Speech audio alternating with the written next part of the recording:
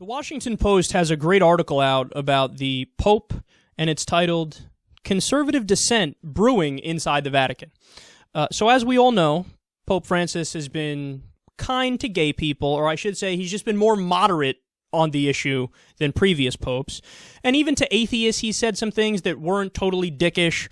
And recently, he even said abortion is a sin that could be forgiven.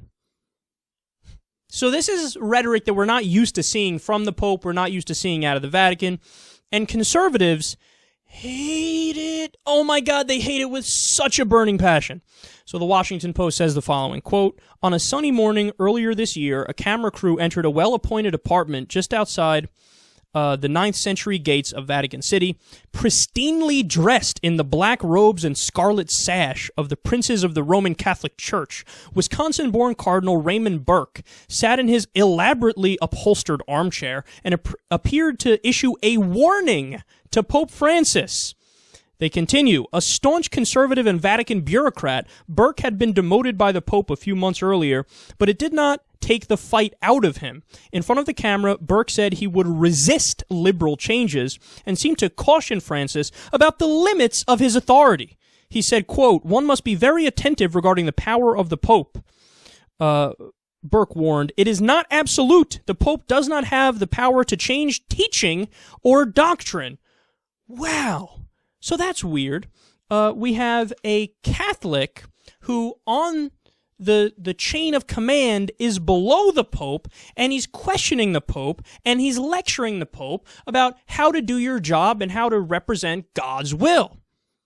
So I'm not sure that's advisable because, quote, the primacy of the Roman bishop is largely derived from his role as the traditional successor to St. Peter, to whom Jesus gave the keys of heaven and the powers of binding and loosing, naming him as the rock upon which the church would be built. I'm talking about the Pope here. He has the supreme headship of the church on earth. He bears in virtue of the commission of Christ and with vicarial power derived from him, a vicarial power believed to have been conferred on St. Peter.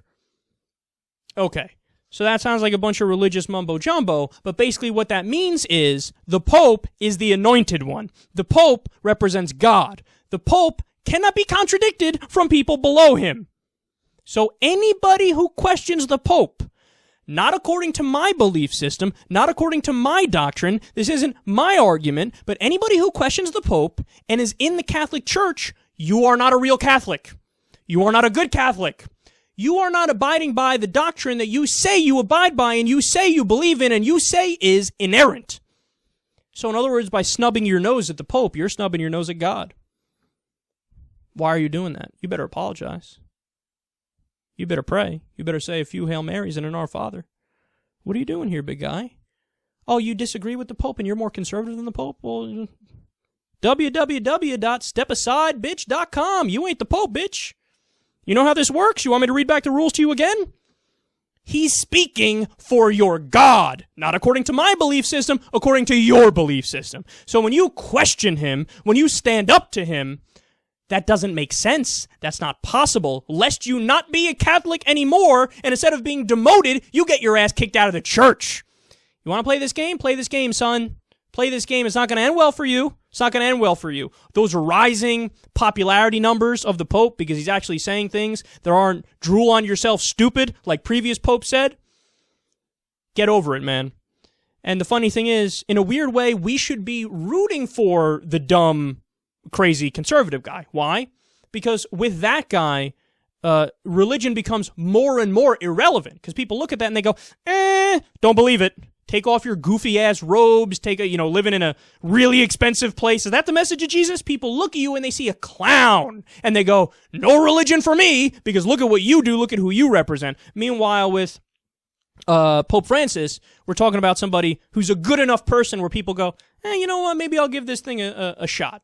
Maybe I'll give religion a second chance here. So in a weird way, it would make sense to vote for the other guy, but I'm not a dick, I'm not a bad person, and as of right now, religion exists. It's not going anywhere for a while. So with that being the case, I do prefer, and I would prefer, the moderates in all the different faiths to rise and lead the faiths.